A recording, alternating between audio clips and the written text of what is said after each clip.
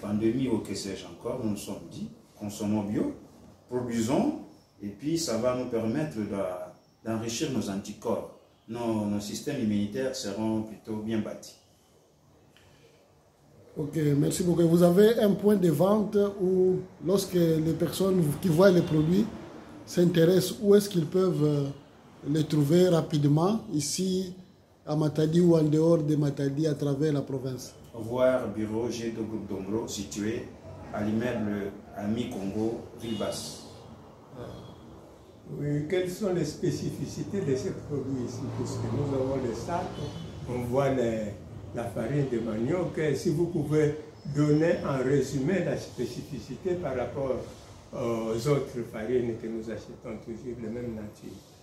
En fait, du côté spécificité, d'ailleurs c'est bien présenté tout d'abord, sur le plan saveur, sur le plan potentiel nutritif et sur le plan composition chimique, les éléments oligo, vous les trouvez dedans.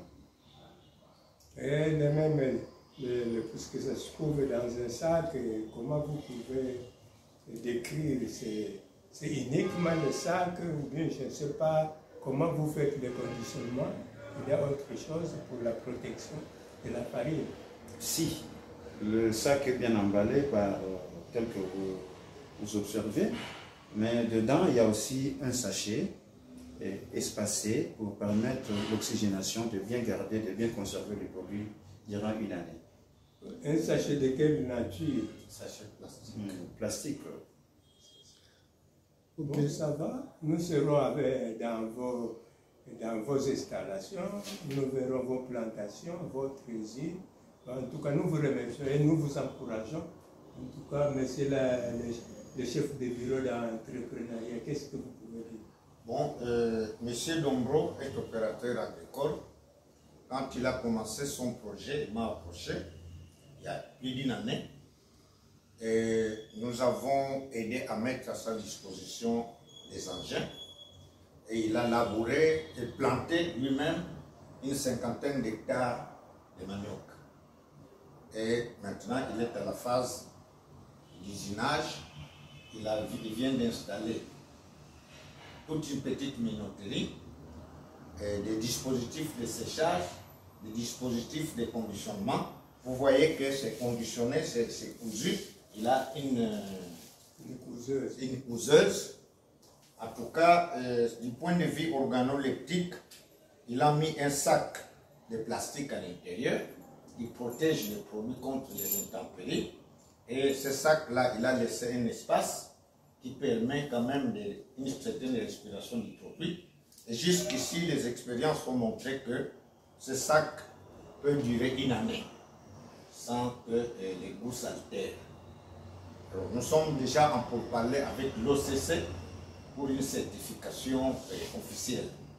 Je pense que d'ici quelques jours, ils vont faire toutes les analyses pour donner la composition chimique et organoleptique du produit.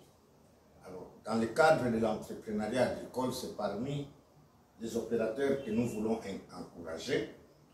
Il est parmi les premiers de son genre. Les autres, ils font le foufou, mais de façon pas tellement propre. C'est pourquoi nous avons amené cet échantillon pour que vous puissiez goûter et que vous en donnez aussi vos appréciations. C'est comme pour la bière. Il y a des goûteurs de bière. Vous serez les goûteurs de foufou. Bon, ça va, nous vous remercions. Nous vous remercions. D'ailleurs, pour compléter, si vous pouvez me le permettre, oui. Donc la farine de manioc, telle que vous le voyez plutôt, il n'y a pas que pour la gastronomie, pour l'alimentation, ça a aussi des vertus pharmacologiques dans le sens que quelqu'un qui a de l'acidité dans son estomac, la farine ici peut apporter aussi une solution rapide, par exemple. En prenant un verre d'eau, demi-verre d'eau, vous mettez des cuillerées, par exemple, de ce foufou, du groupe Dombro, et vous allez voir comment est-ce que ça va vous apporter la thérapeutique. Merci beaucoup. En fait, c'est du matériel totalement bio. On n'a mis ni engrais ni pesticides.